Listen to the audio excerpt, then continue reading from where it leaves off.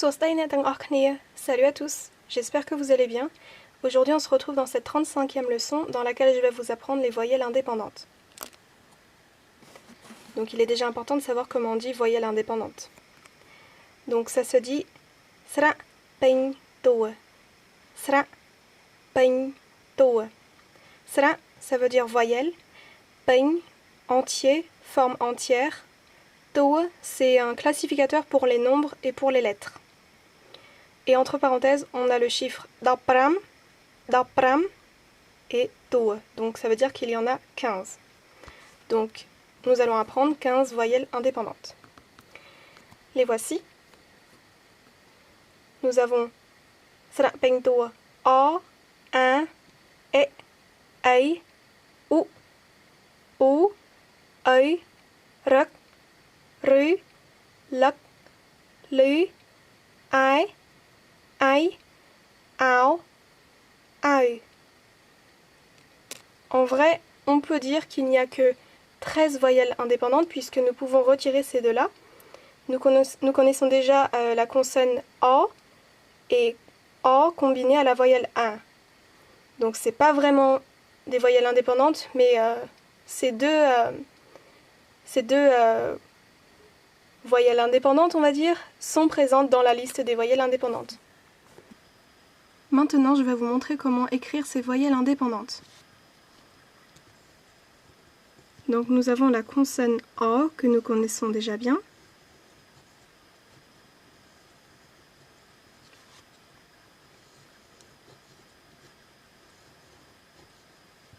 Et nous avons la voyelle indépendante 1. Donc c'est tout simplement A avec la voyelle 1.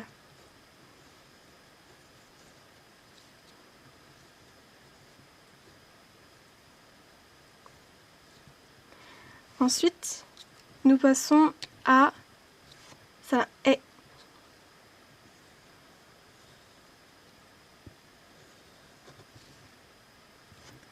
Donc vous commencez par faire une boucle, on remonte puis on descend, donc vous faites une sorte d'arc, et ensuite vous faites un peu la coupe d'Elvis Presley, enfin une sorte de courbe, enfin vous voyez ce que je veux dire.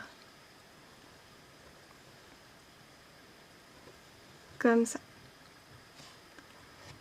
Ensuite, sera ei. Sera ei. Une boucle, deux boucles, on remonte, et voilà. On a la base et la deuxième partie.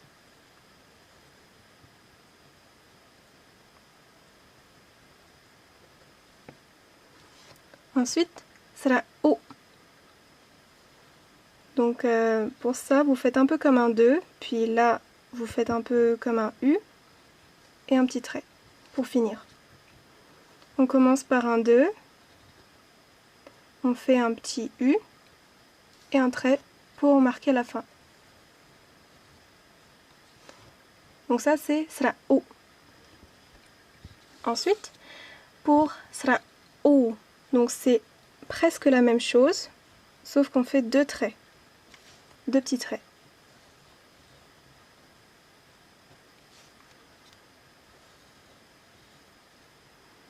Donc ça, c'est pour sera O. Ensuite, pour sera peng toa ai. Donc, c'est la même base, on part de la même base, sauf que là, on va monter, on monte, on va vers la gauche, et une petite courbe. Une petite vague, on va dire. On monte, on va vers la gauche, et on fait un N tilde. Une dernière fois. Voilà. Ensuite, pour sra peng toa ruk. Donc, la base, c'est la consonne ba. Et en dessous, on va faire une sorte de petite virgule. Je sais pas comment on peut appeler ça, une sorte, ouais, on peut dire ça, on peut l'appeler une sorte de point d'interrogation, sans le point.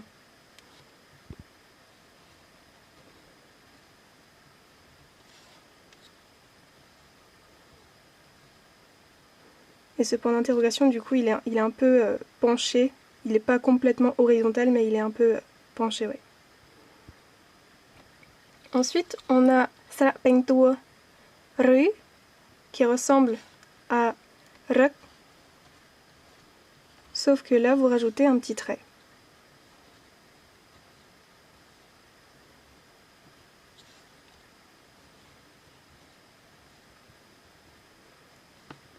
Voilà.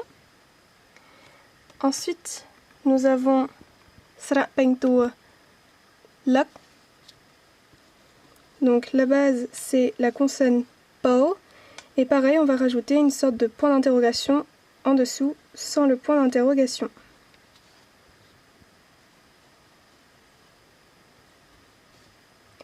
Et là, sra pengtua lu.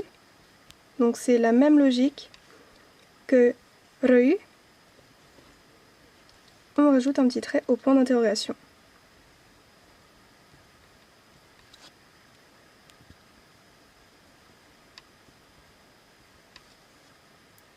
Il nous reste encore 4 voyelles indépendantes à voir.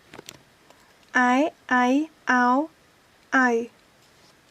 Donc ai, c'est relativement simple.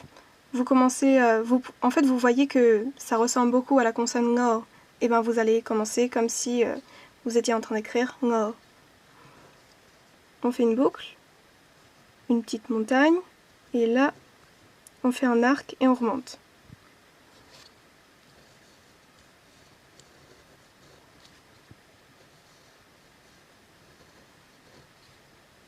Ça c'est pour ai. Pour la voyelle indépendante ai, vous commencez comme si vous étiez en train de faire un po, et là vous avez deux manières de l'écrire. Soit vous continuez et vous faites une sorte de B à l'envers, ou sinon vous faites po et juste en dessous vous faites un B, mais en fait sans la ligne continue en fait. Donc soit vous l'écrivez comme ça, soit vous l'écrivez comme ça. Première manière d'écrire en continu, deuxième manière, deuxième méthode, comme ceci. Ça c'est pour ai. Ensuite, on passe à l'avant-dernière voyelle indépendante qui est sra pengtua ao. Donc on reprend la même base que tout à l'heure avec sra pengtua u et ai. Et là on monte, on va vers la gauche et on fait un petit arc.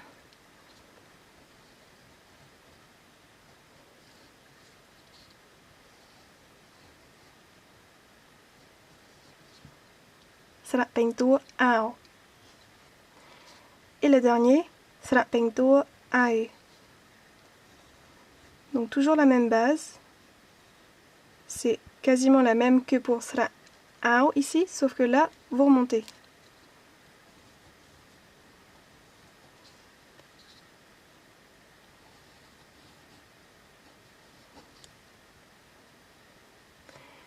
Et sra ao, c'est la même prononciation que cette voyelle que nous avons vue. Ao. Sra ai, c'est la même prononciation que cette voyelle que nous avons vue. Donc quand ce sont des voyelles combinées avec des consonnes en son o, bien évidemment. Donc sra pengtua ao, sra pengtua ai. Sra pengtua ai, sra pengtua, pardon, sra pengtua ai. Ai, ai, ao, ai. Nous allons finir cette vidéo avec du vocabulaire. Donc on va commencer avec la première partie. Donc vocabulaire se dit pie. Pie. Donc pie, littéralement ça veut dire un mot. Et là, donc pie c'est po, sera un, ko, cheng yo. Donc consonne po, voyelle a, consonne ko avec le pied de consonne yo. Mais quand un pied de consonne est en fin de mot, il se prononce pas. Donc, ça se prononce pie. Alors, le premier mot, c'est avec la voyelle indépendante A, et on obtient le mot akia. Akia, ça veut dire maison, établissement, édifice. Là, on a presque le même mot, sauf que c'est akia.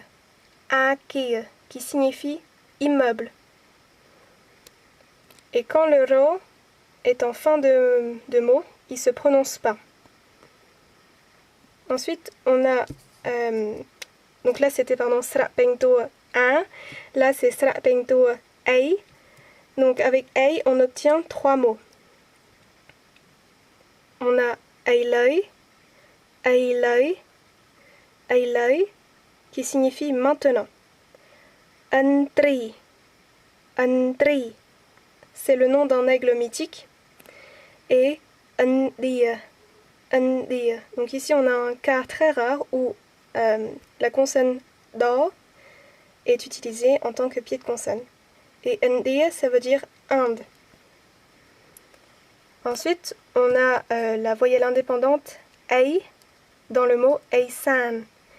Eisan, c'est la direction nord-est. Ensuite, on a la voyelle indépendante ou dans le mot au sein. Au sein, ça veut dire studieux. Et ici, on a ha en consonne finale, mais au-dessus, vous voyez qu'il y a un signe. Et quand vous voyez ce signe sur une consonne finale, ça veut dire qu'elle est muette. Elle ne se prononce pas. Du coup, on ne prononce que au sein. Au sein. Studieux. Ensuite, nous avons la voyelle indépendante, ou dans le mot outdor. Out, ça veut dire racine. Mais ça, c'est dans le langage très soutenu. Et c'est un mot qui n'est presque jamais utilisé. Mais il fallait bien que je vous trouve un mot pour vous illustrer l'usage de cette voyelle indépendante. Mais franchement, c'est une voyelle indépendante qui est très peu utilisée et donc il y a très peu de mots avec cette voyelle indépendante. Ensuite, on passe à œil, qui est présent dans le mot œilpok, où vous pouvez raccourcir ce mot en œil tout simplement, et ça signifie père. Donc père, c'est œil ou œilpok. Et ça, c'est un mot que vous utilisez quand vous parlez dans un langage plutôt courant. Ensuite, le mot œilap. Œilap, ça veut dire pastèque. On passe à la voyelle indépendante rak, qui est présente dans 2 mots, celui-ci et celui-ci. Donc le premier ici, rat, c'est en fait le prénom masculin rat.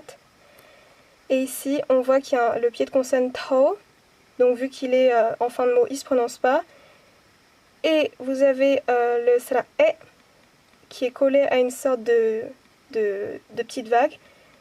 Et ça veut dire que cette voyelle-là ne se prononce pas. Donc on prononce que rak plus tao. Donc ça fait rat. Ici, ce mot-là se dit resei. Resei. Resei, c'est le bambou. Ensuite, nous avons 2 mots dans lesquels... nous avons un seul mot où il y a la voyelle indépendante ru. C'est le mot ru, tout simplement, qui est une conjonction de coordination et qui signifie ou. Par exemple, un chien ou un chat, ce serait en cambodgien, en khmer, chma, ru, chkai. Chien ou chat. Chma, ru, chkai. Ensuite, on passe à la voyelle indépendante lak, romlak. Romlak, ça veut dire rappeler.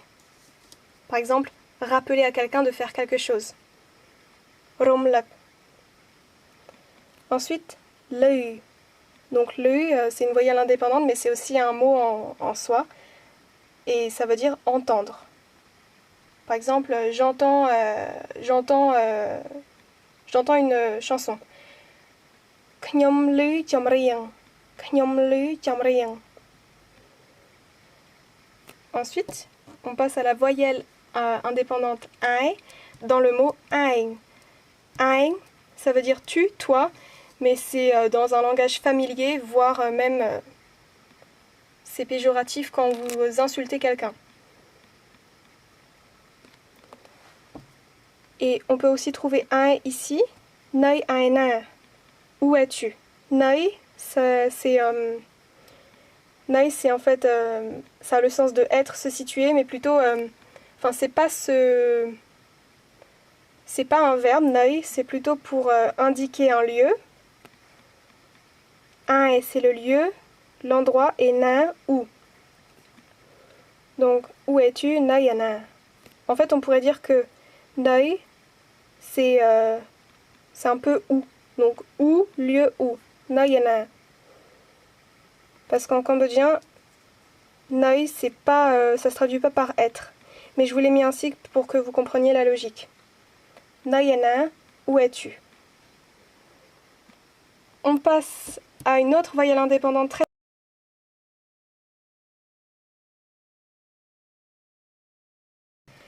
Aoka. Aoka, ça signifie occasion. Ensuite, on a aosop. Aosop, et c'est l'équivalent du mot tnam. Les deux signifient médicament. Mais dans le langage soutenu, vous allez utiliser aosop, et dans le langage courant, celui que vous utilisez tous les jours, vous allez utiliser le mot tnam. Le prochain mot contient la voyelle indépendante ai, kro ai chuk. Donc ça signifie racine de lotus. Kro ai, c'est la racine, chuk, le lotus. Kro ai chuk, racine de lotus. Kait utdo mien chai. Donc Kait, c'est la province, et là c'est le nom de la province qui est Utdo Mien Chai. Utdo Mien Chai. Donc c'est l'une des provinces qui existent au Cambodge. C'est la fin de cette leçon. Donc si vous n'avez pas compris quelque chose, vous pouvez toujours me poser des questions en commentaire, j'y répondrai. Et sur ce, on se retrouve dans la prochaine vidéo. A plus!